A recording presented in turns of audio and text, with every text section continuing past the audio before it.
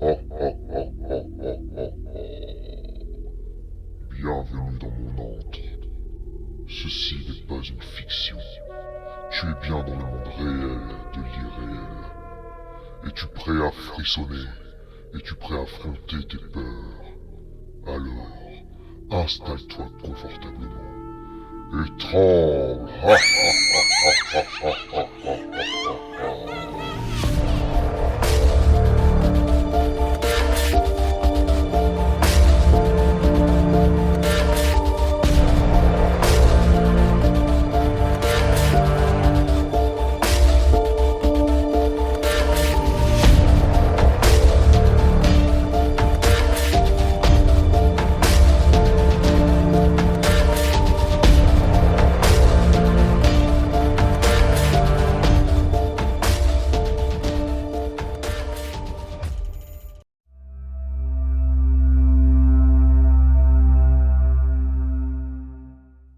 Atwood, avec ses 126 habitants, situé dans le comté de Rollins, au Kansas, est un village calme et paisible.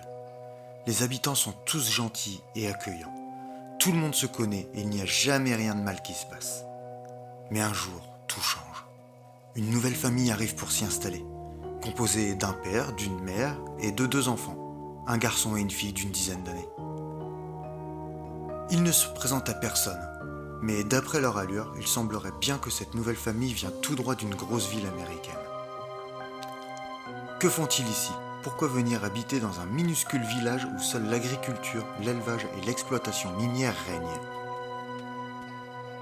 C'est vrai qu'il y a une petite zone commerciale non loin de là, mais elle est trop petite pour créer de nouveaux emplois. Les enfants sont étranges.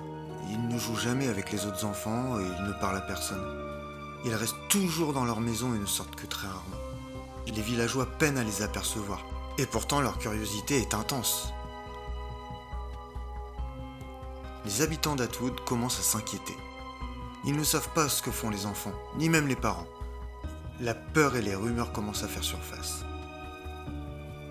Il se dit que les enfants sont maléfiques et qu'ils vont apporter le malheur au village. Une nuit, un groupe d'habitants décide d'aller voir la maison de la nouvelle famille. Ils veulent voir par eux-mêmes ce qu'ils font. Ils arrivent devant la maison et ils frappent à la porte. Personne ne répond. Ils frappent à nouveau, plus fort cette fois. Toujours personne ne répond. Les habitants décident de forcer la porte et d'entrer dans la maison. Ils passent de pièce en pièce, mais la maison est vide, comme si toute la famille s'était volatilisée. Puis, quelques minutes plus tard, ils trouvent les enfants dans leur chambre. Ils sont assis sur leur lit, ils ne bougent pas. Les habitants s'approchent des enfants et ils les touchent. Les enfants sont froids, comme de la pierre. « Mais où sont les parents ?» se questionne un villageois. Les habitants comprennent alors que les enfants sont morts. Ils ont été assassinés. Ils appellent la police et les enfants sont emmenés à la morgue. La police enquête sur la mort des enfants, mais ils ne trouvent aucune piste. Ils ne savent pas qui les a tués, ni pourquoi, ni comment. L'autopsie ne donne rien. Les habitants d'Atwood sont terrifiés. Ils savent que le meurtrier des enfants est encore en liberté et qu'il peut frapper à nouveau. Mais où est-il? Qui est-il? Ils se barricadent chez eux et ils ne sortent plus seuls et encore moins la nuit. Après de longues années d'enquête sans aucune piste, l'affaire est clôturée. Le meurtrier des enfants n'a jamais été retrouvé. Le village d'Atwood est toujours hanté par le souvenir de cette terrible affaire. La vie a depuis repris son train-train quotidien, jusqu'au jour où un habitant du petit village fait une étrange découverte. Il marche dans la forêt, près de la maison du drame, quand il voit quelque chose dans les buissons. C'est un petit garçon qui est assis sur le sol et qui pleure. L'habitant, nommé Kenson, s'approche du garçon et lui demande ce qui ne va pas. Le garçon lui dit qu'il est perdu, qu'il ne peut pas retrouver sa maison. Le villageois décide d'aider le garçon et il l'emmène chez lui. Kenson appelle la police qui ne tarde pas à venir chercher le garçon. La police, à son tour, interroge le garçon, mais il ne peut pas leur donner beaucoup d'informations sur sa famille. Il ne sait pas où il habite, il ne connaît pas le nom de ses parents. La police garde le garçon pendant quelques jours, mais ils ne sont pas capables de trouver la famille. Ils décident donc de le placer dans un foyer d'accueil. Le garçon reste dans le foyer d'accueil pendant plusieurs mois. Il ne dit pas beaucoup de choses. Il ne fait pas beaucoup d'amis, voire même aucun. Il semble être très triste et très seul.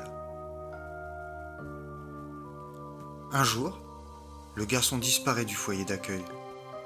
La police se lance à sa recherche, mais ils ne le trouvent pas. Le garçon est introuvable, comme volatilisé. Les habitants d'Atwood sont une nouvelle fois terrifiés. Ils se demandent si le garçon est lié à la mort des enfants il y a quelques années auparavant. Et s'il peut être dangereux. Comme la fois d'avant, ils se barricadent chez eux et ne sortent plus seuls. Le garçon avait disparu du foyer d'accueil depuis plusieurs jours. La police le recherchait, mais ils ne le trouvaient pas. Le garçon était introuvable. Une nuit, une jeune fille est réveillée par un bruit dans sa chambre.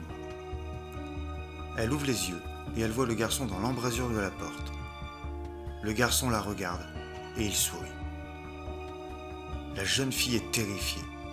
Elle tente de crier, mais elle n'arrive pas à faire sortir un seul son de sa gorge. Le garçon s'approche d'elle.